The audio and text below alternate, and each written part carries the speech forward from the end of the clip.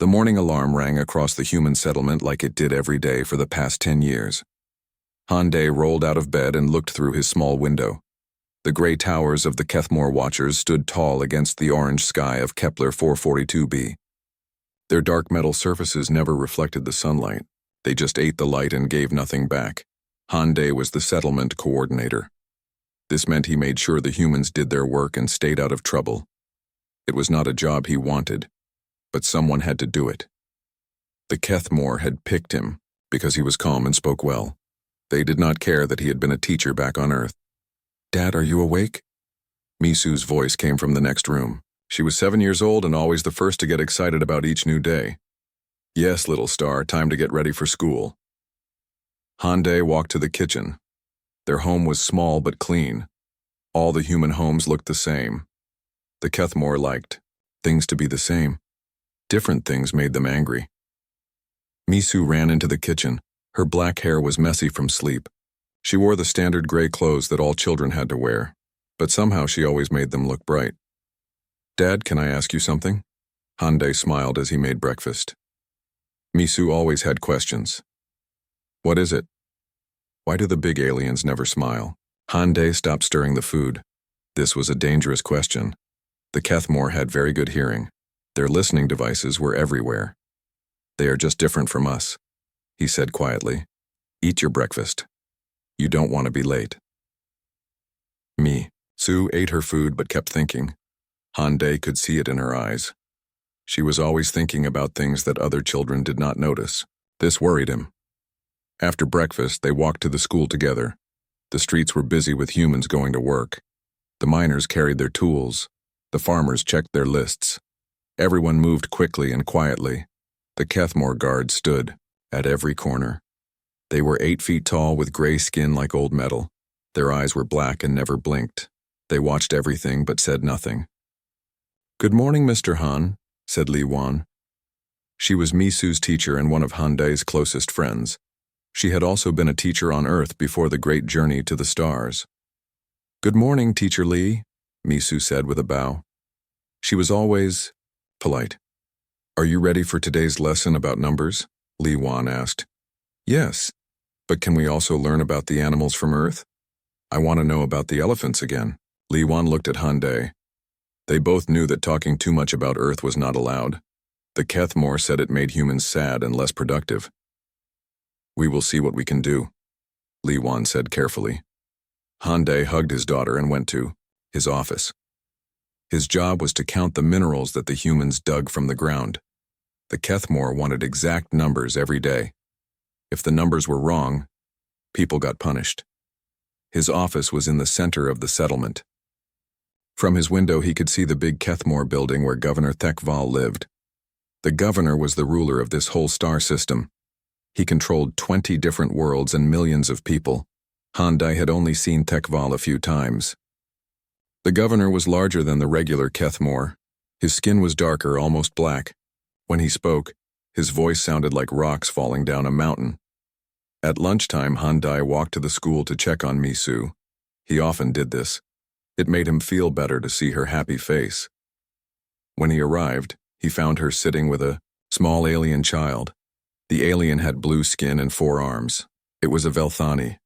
These people had been slaves to the Kethmore for over 1,000 years. "Dad," Misu waved. "This is my friend Veltan. He's teaching me words in his language."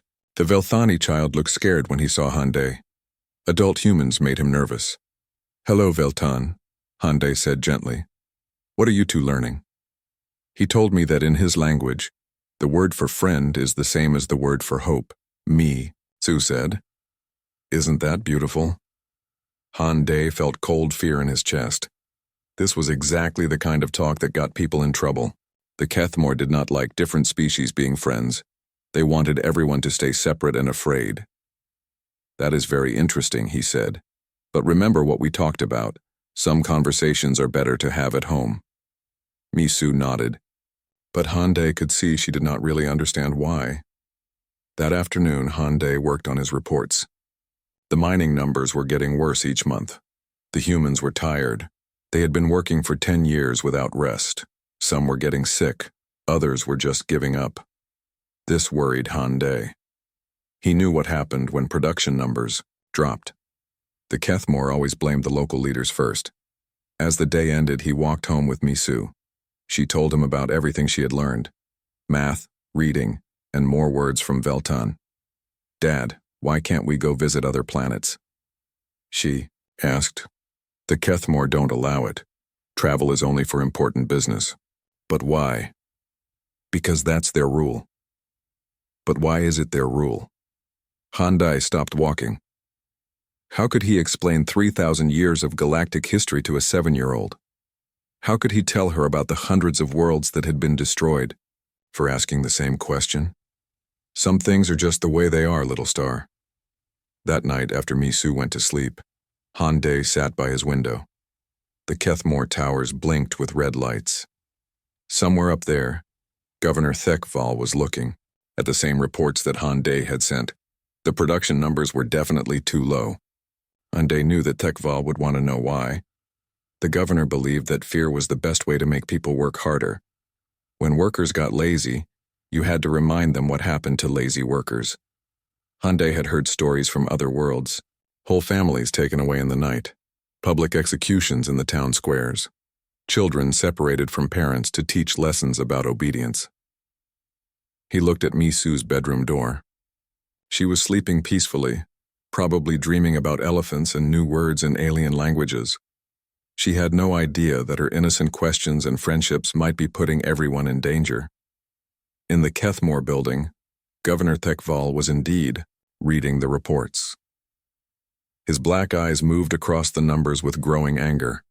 Human production was down 15%. This was unacceptable. Thekval had ruled this system for 50 years. He knew that soft treatment led to rebellion. The humans had been comfortable for too long. They were starting to forget their place in the galaxy. It was time for a reminder. The governor opened his communication device and began planning an inspection of the human settlement. Not a regular inspection, but a special one. The kind that people would remember for generations. He smiled, showing teeth like broken glass. Fear was a tool, and tools needed to be sharpened regularly. Tomorrow would be a very educational day. 3 days later, the black ships came. Handai was working in his office when the alarm started. Not the daily work alarms, but the special ones that meant danger. He looked out his window and saw 5 Kethmore warships landing in the settlement square. Governor Thekval stepped out of the largest ship. Behind him came 20 armed guards. Their weapons glowed with blue energy. Handai had never seen so many Kethmore soldiers in one place. "All humans report to the square immediately," a voice announced from the speakers. "This is a mandatory inspection." Handai ran to the school. His heart was beating fast. Teacher Li Wan was already gathering the children. "What's happening?" Misu asked. She held Veltan's hand. The little blue alien was shaking with fear. "I don't know, little star. Just stay close to me." Everyone walked to the square. The humans stood in neat lines like they had been taught. The other alien workers stood in their own groups. Nobody spoke. The only sound was the wind and the humming of the Kethmore weapons. Governor Thekval stood on a platform. His black eyes looked at every face in the crowd. When he spoke, his voice was loud and cold. "I have been watching this settlement," he said. "Production is falling. Workers are becoming lazy. But worse than this, I have discovered something very dangerous." He pointed at the school building. "The children have been spreading poison. They talk about things that are forbidden. They make friends across species lines. They ask questions about freedom and hope." Handai felt sick. Misu squeezed his hand tighter. "This ends today," Thekval continued. "I will show you what happens to those who forget their place." 2 guards walked into the crowd. They grabbed Teacher Li Wan and pulled her forward. "This human has been teaching dangerous ideas," Thekval said. "She allows children to learn about Earth culture. She permits mixing between species. She does not report seditious behavior." "Please," Li Wan said. "I only taught them reading and numbers. Nothing dangerous." "Lies." Thekval looked at the children. "I want to see the human child who has been corrupting the Velthani slave." The guards began walking toward Misu. but before they reached her, she stepped forward on her own. "I'm Misu," she said in a clear voice. "Veltan is my friend. I didn't corrupt anyone." Murmurs went through the crowd. Children were not supposed to speak to Kethmore without permission. This small creature dares to speak to me directly? Tekval leaned down to look at Misu. She was so small compared to him. "You have been teaching the slave about earth animals and human ideas of friendship. This is forbidden." "I was just being nice," Misu said. "Veltan was sad, so I told him stories to make him feel better. Friends help each other." "Friends?" Tekval's voice became very dangerous. "Humans and slaves cannot be friends. You will learn this lesson." He gestured to his guards. They grabbed Veltan and threw him on the ground. "No!" Misu shouted. She ran to her friend and stood between him and the guards. "Don't hurt him. He didn't do anything wrong." The entire square became silent. Everyone stared at the small human girl protecting the alien child. Governor Tekval looked shocked. In 3,000 years of Kethmore rule, he had never seen a child of any species stand up to armed soldiers. "You dare to defy me?" he said slowly. "I'm not defying anyone," Misu said. Her voice was shaking, but she did not move. "I'm just protecting my friend. That's what friends do." "Seize the human child," Tekval ordered. "No." Handai ran forward. "Please take me instead. She's just a child. She doesn't understand." "Stop," Tekval commanded. His guards pointed their weapons at Handai. "Your child understands perfectly. She chooses rebellion over obedience.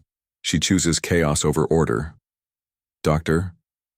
Yu Bin, the settlement's medical officer, quietly activated his recording device. Something told him this moment needed to be preserved. "Misu," Tekval said, "you have corrupted a slave. You have defied authority. You have spread dangerous ideas about friendship and hope. The penalty for these crimes is death." Gasps came from the crowd. Nobody had expected this. Children were never executed, even among the Kethmore. "Please," Handai begged. "She's 7 years old. Let me take her punishment. I'll work double shifts. I'll do anything." "No," Tekval said. "This lesson must be clear. When children rebel, children face the consequences. Perhaps next time, parents will teach better obedience." 2 guards lifted Misu and carried her to the center of the square. She did not cry or scream. She looked back at her father with brave eyes. "It's okay, Dad," she called. "Don't be sad." They forced her to kneel. A guard raised his weapon. The blue energy hummed louder. "Any final words?" "Small rebel?" Tekval asked. Misu looked at Veltan, who was crying on the ground. Then she looked at all the faces in the crowd, human, Velthani, and others.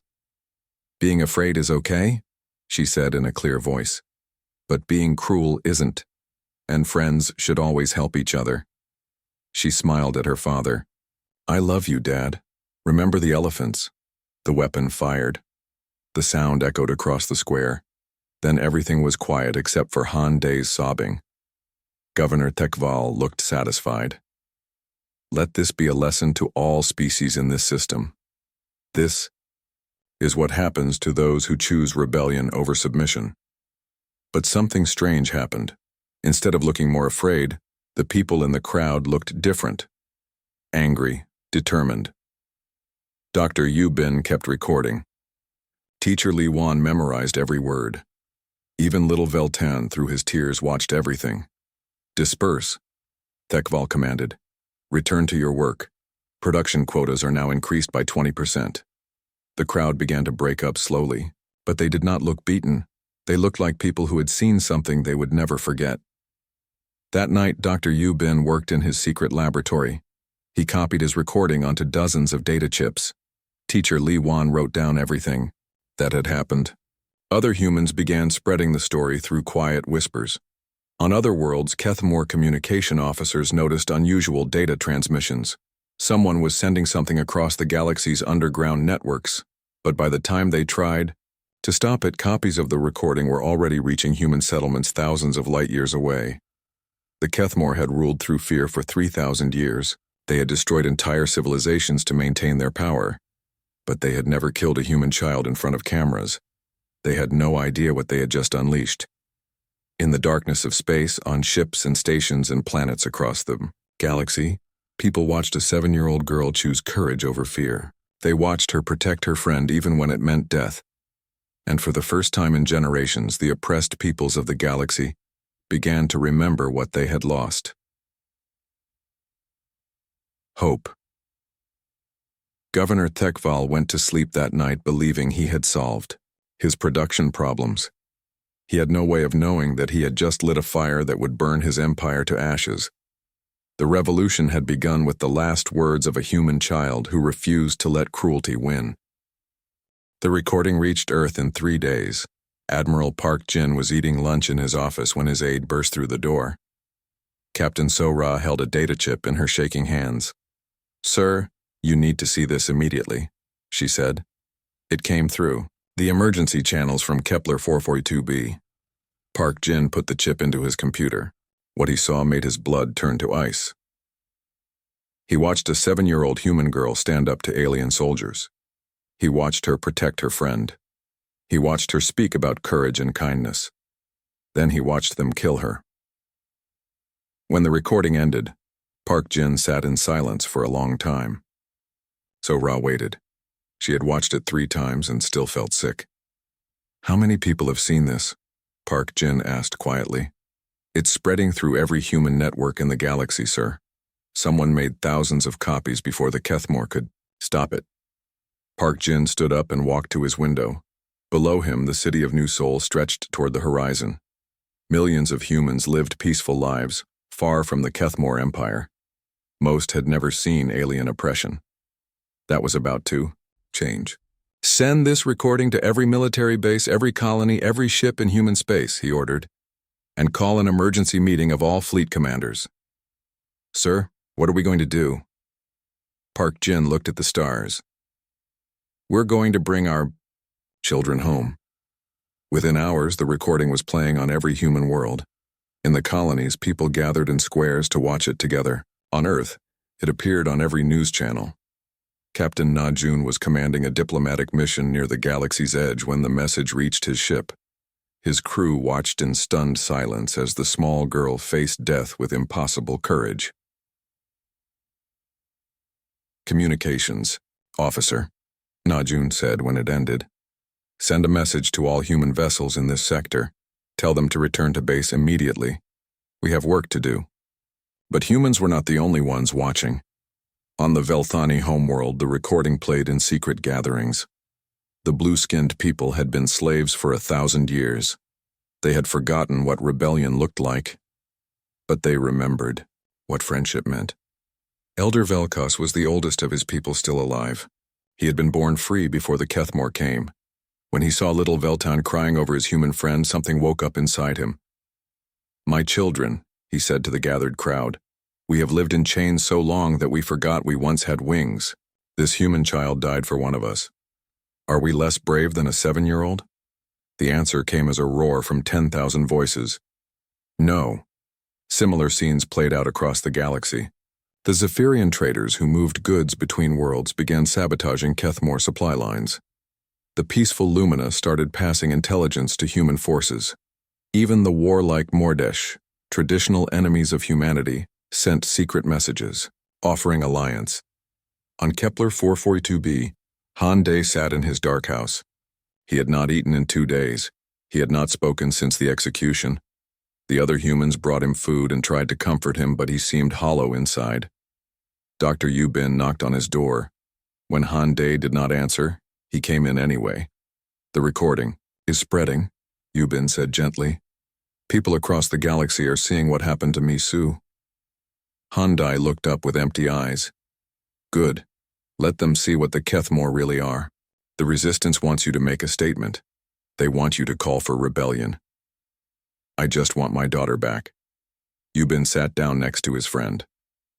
"Han Day, Misu died protecting her friend. She died believing that being cruel was wrong. If you give up now, her death means nothing. What can I do? I'm just a settlement coordinator. You're the father of the child who started a revolution. Your words could unite the galaxy.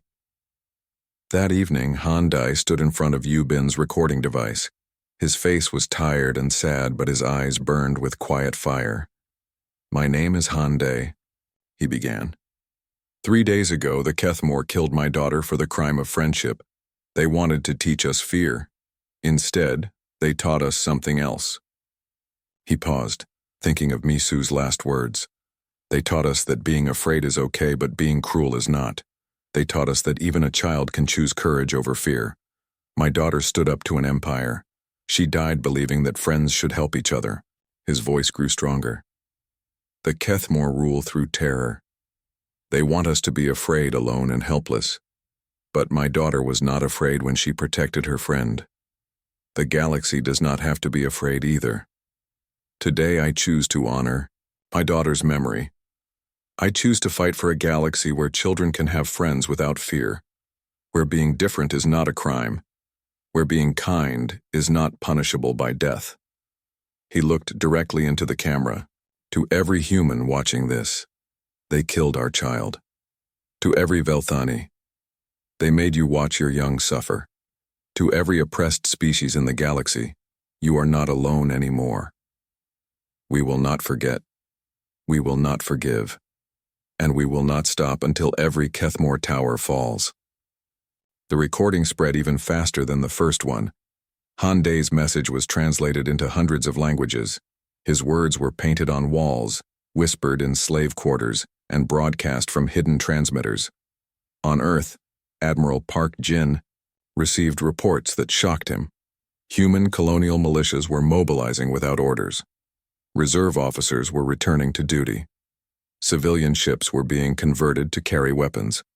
Most surprising of all, alien governments were making contact. Species that had hidden from the Kethmore for centuries were offering to join the fight. Commander Woo Hyun, Park Jin's best tactical officer, brought the latest intelligence report. "Sir, we have confirmation of active rebellion on 47 worlds. The Kethmore are pulling forces back to defend their core systems. Their communication networks are being sabotaged. Some governors are reporting complete loss of control." Park Jin smiled for the first time in days. "How long until our main fleet is ready?" 2 weeks, sir. But Admiral, we won't be fighting alone. The Velthani have promised 50 ships. The Zephyrians are supplying weapons. Even the Lumina are sharing their navigation data. And the Kethmore? Panicking, sir. They've never faced coordinated resistance from multiple species. Their whole strategy was based on keeping everyone separate and afraid. Park Jin looked at Misu's picture on his desk. The little girl smiled back at him, forever 7, forever brave. "They wanted to rule by fear," he said. "Instead, they've united the galaxy against them. Ready the fleet, Commander. It's time to bring our children home." Across the galaxy, the word spread like fire. The humans were coming, and they were not coming alone. The empire that had ruled for 3,000 years suddenly found itself fighting for survival. All because they had underestimated the power of a human child's courage. The awakening had begun, and there would be no going back. Governor Thekval, still confident in his fortress world, had no idea that his empire was already crumbling. He had started a war he could not win, against an enemy he did not understand. The humans were not coming for conquest. They were coming for justice. 2 weeks later, the largest fleet in human history jumped into Kethmore space. Admiral Park Jin stood on the bridge of the battleship Earth's Fury. Around him, 300 human ships moved in perfect formation. But they were not alone. Velthani fighters flew alongside human destroyers. Zephyrian cruisers shared formation with Earth frigates. Even the mysterious Lumina had sent their crystal ships. "Admiral," reported Captain So Ra from her station, "all fleets are in position. The enemy has 40 ships defending their border world of Keth Prime." Park Jin looked at the tactical display. The Kethmore had pulled their forces back to protect their most important worlds. For 3,000 years they had never needed to defend their home territory. Commander Woo Hyun, begin the assault. The battle was swift and brutal. The Kethmore ships were built to frighten defenseless worlds, not fight determined enemies. Their massive dreadnoughts looked scary but moved slowly. The human ships, smaller but faster, struck like angry wasps. The Velthani fighters dove between the enemy ships, their pilots remembering 1,000 years of slavery. The Zephyrian traders used their knowledge of Kethmore technology to target weak points. Within 3 hours, the Kethmore fleet was destroyed.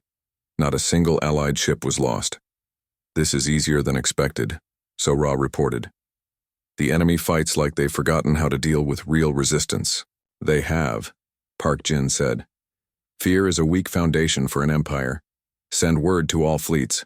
We advance to the next system. On Kepler 442b, Han Dae watched the broadcasts with the other survivors. The news was good. Kethmore worlds were falling, one by one. The empire that had seemed invincible was crumbling like old paper, but Han Dae was waiting for one piece of news in particular. The fleet is approaching Governor Thekval's fortress world, Dr. Yubin announced. Commander Wu Hyun is leading the assault personally. Han Dae's hands tightened into fists. The alien who had killed his daughter would finally face justice. Commander Wu Hyun brought 50 ships to Thekval's world. The governor had built massive defensive platforms around his planet. Energy weapons and missile launchers covered the approaches. This is Commander Wu Hyun to Governor Thekval, he transmitted on open channels. You are charged with crimes against sentient beings. Surrender now and face trial or be destroyed where you stand. Thekval's reply came quickly. Humans do not give orders to the Kethmore. I will crush your pathetic fleet like insects. Wrong. Answer, Wu Hyun said quietly. All ships begin bombardment. Target the defensive platforms first. The battle for Thekval's world lasted 6 hours. The governor's defenses were strong, but his forces had never faced coordinated attacks from multiple species. Human ships struck from one direction while Velthani fighters hit from another. Zephyrian ships used their advanced sensors to guide the attacks. When the orbital defenses fell, Wu Hyun sent landing ships to the surface. He led the assault himself, fighting through the governor's palace complex. They found Thekval in his throne room, surrounded by his last guards. The massive alien tried to look brave, but his black eyes showed fear for the first time in his life. You cannot judge me, he shouted as human soldiers surrounded him. I am Kethmore. I am superior. You are a murderer, Wu Hyun said simply. You killed a 7-year-old child for protecting her friend. Now you will answer for it. Thekval was taken alive and sent to face trial.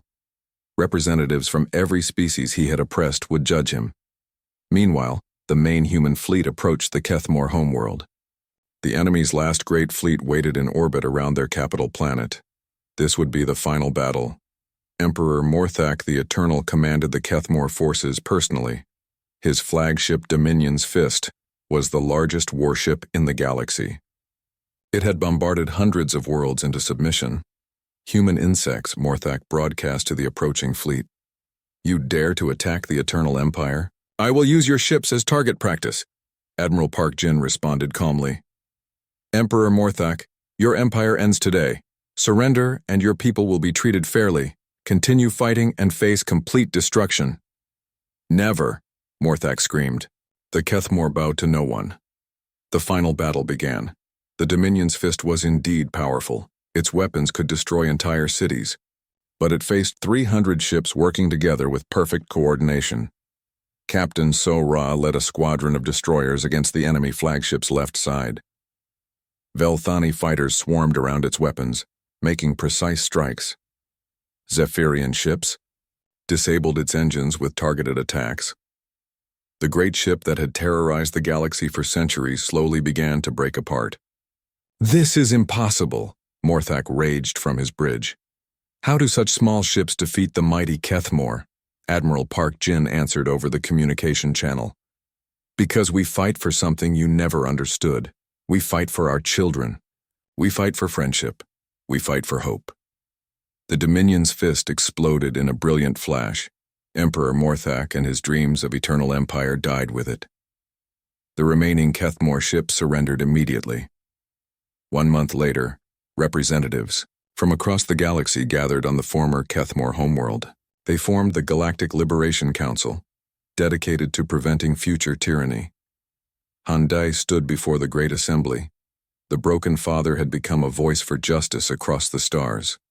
We gather today to remember all those who suffered under oppression, he said. But especially we remember a 7-year-old girl who chose courage over fear. My daughter Misu died protecting her friend. Today, friendship has triumphed over tyranny. In the center of the former imperial capital, they built a memorial. It was simple, just a statue of a small human girl holding hands with an alien child. The inscription read, "In memory of Misu of Earth and all children who dared to hope. Their courage lights the stars." The memorial was carved from crystal that sang softly in the wind. Visitors from every species came to hear the music and remember. Governor Thekvil faced trial before judges from 20 species. When asked if he had any final words, he said only, "I do not understand how one human child could destroy an empire."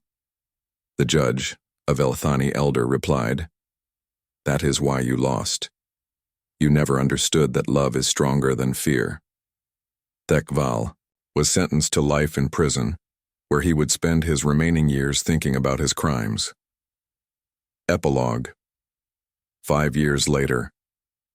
Captain Yu Min, Dr. Yu Bin's daughter, commanded the exploration ship Hope's Light. She had joined the fleet after Misu's death. Inspired by the little girl's courage, the galaxy was healing. Former slave worlds were rebuilding. New alliances formed between species that had never spoken before. Human traits, curiosity, compassion, and stubborn determination to help others spread throughout the stars. Yu Min often visited the memorial on her travels. Today she found a familiar figure there, Veltan, now grown and serving as an ambassador. She would be 12 now, Veltan said quietly, looking at the statue. "I often wonder what she would think of all this." "I think she would be proud," Yu Min replied. "The galaxy learned her lesson. Being cruel is not acceptable anymore." Children from many species played around the memorial. Human kids, Velthani youngsters, Zephyrian cubs, all friends, all free. Above them, the crystal sang its gentle song, carrying Misu's memory to the stars. The empire that ruled by fear was gone. In its place grew something beautiful, a galaxy, where a human child's dream of friendship had become reality, and in classrooms across the stars, teachers told the story of the little girl who stood up to soldiers, protected her friend, and changed the universe with her courage. Her name was Misu, and she was never forgotten.